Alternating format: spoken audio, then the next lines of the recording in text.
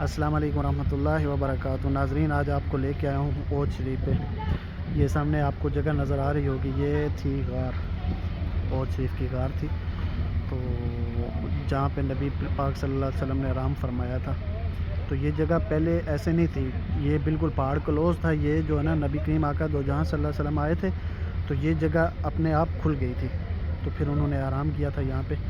تو یہ وہ مسجد ہے جس جگہ پہ نبی کریم آقا دو جہاں صلی اللہ علیہ وسلم نے نماز بھی پڑھی ہے، یہ والی۔ یہ وہ مسجد ہے۔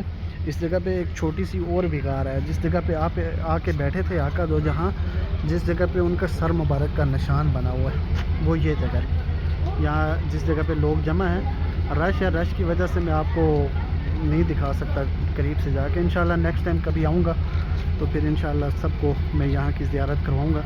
تو یہ آپ اور پار دے سکتے ہیں، جو یہ سمجھ لیں کہ ہمارے سامنے زندہ صحابی ہے، جس نے نبی کریم آقا دو جہاں صلی اللہ علیہ وسلم سے محبت کی ہے۔ اور ماشاءاللہ اس کی رنگت آپ دیکھیں کتنا خوبصورت ہے، کتنا پیارا ہے، اور بندے کا جی نہیں بھرتا، بندہ کہتا ہے کہ میں اس کو دیکھتا ہی رہوں۔